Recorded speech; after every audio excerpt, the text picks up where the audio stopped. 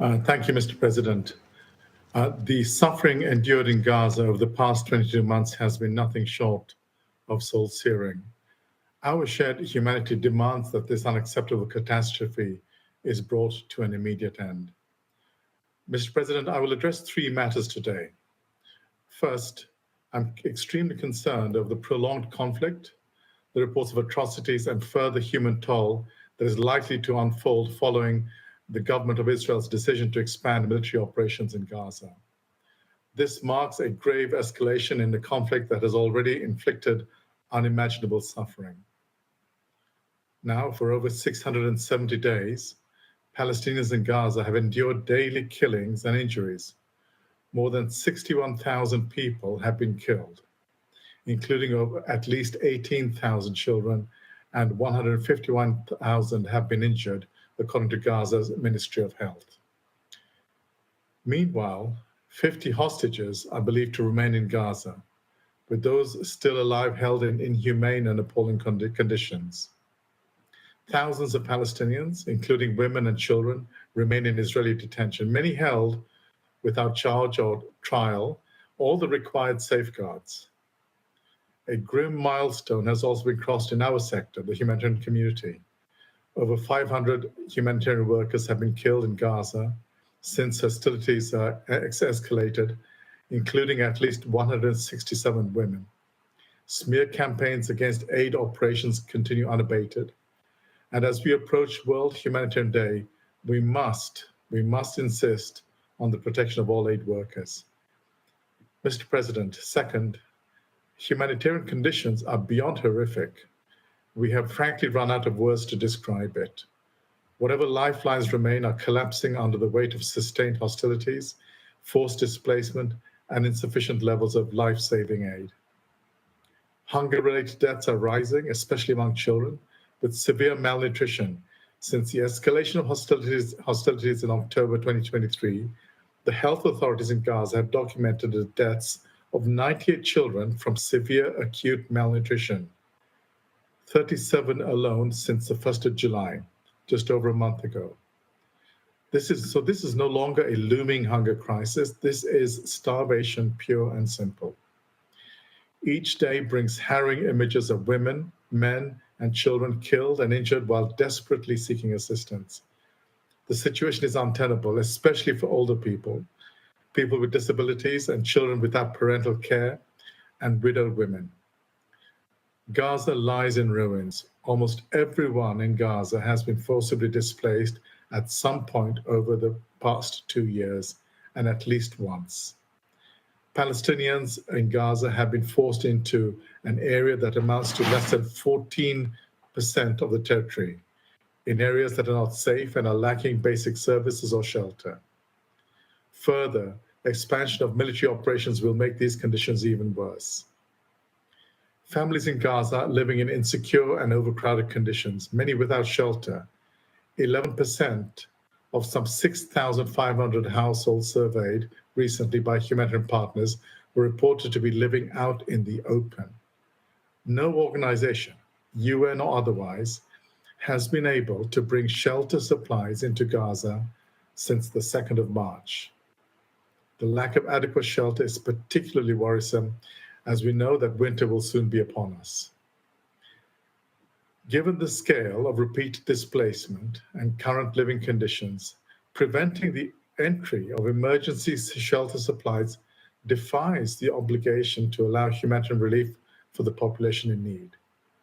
The humanitarian system is effectively collapsed, hospitals are not protected, doctors have been killed or detained, and facilities are working without sufficient medical supplies. Water and sanitation infrastructure, already at a critical failing point before the crisis, are now almost completely failing, and social cohesion is unraveling. So how are the people in Gaza expected to survive in these conditions?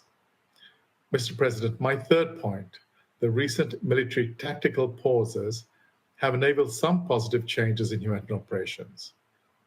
Limited amounts of fuel have been allowed in, and on 5 August, Israeli authorities approved a mechanism for the gradual resumption of controlled commercial goods into Gaza.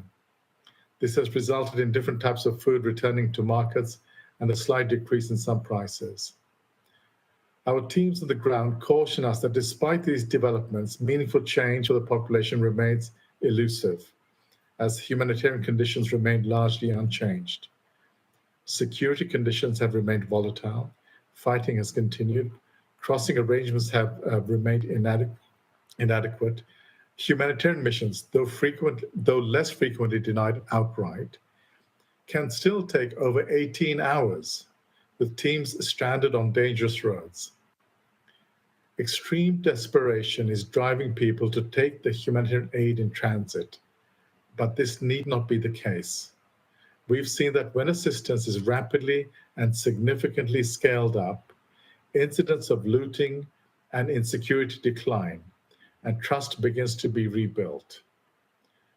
The United Nations has the plan and the systems in place to respond. We've said this before, and we will say it again and again. Let us work. To assist all those in need at scale, we must have predictable access, and the movement of life-saving goods must be more effectively facilitated. It is equally critical that all humanitarian partners on the ground, including international humanitarian organizations, are allowed to deliver life-saving services. Registration processes for non-governmental organizations that the government of Israel introduced earlier this year are concerning and risk further undermining operational capacity and continuity. Mr. President, echoing the Secretary General, I remain deeply concerned about the ripple effects of the expansion of Gaza military operations on the West Bank, where military operations, settle of violence, and home demolitions persist at unprecedented and alarming rates. A year ago, the International Court of Justice determined that Israel must bring its unlawful presence, policies, and practices to an end as rapidly as possible. Developments in the West Bank worsen and an existing humanitarian situation that sadly remains less visible, but not because it is less severe, but because the global attention has been drawn elsewhere. Mr. President, Security Council members, and indeed the international community listening, states and all those with any influence must look within our bruised collective conscience and summon the courage to do so, to do what is necessary to end this inhumanity and pain. It is also what international law demands. Civilians must be protected, and their essential needs must be met, and hostages must be released unconditionally.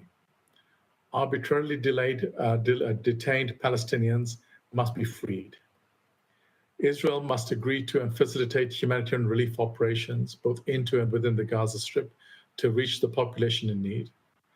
The International Court of Justice's provisional measures in the case on the application of the Genocide Convention in Gaza remain in place, including the demand that Israel take immediate and effective measures to enable the provision of urgently needed basic services and humanitarian assistance. Life and dignity should be respected for all. International humanitarian law serves as a compass for the conduct in war and is designed to ensure a minimum of humanity. The parties in all states must honor their commitment to this. The suffering must stop. Mr. President, thank you.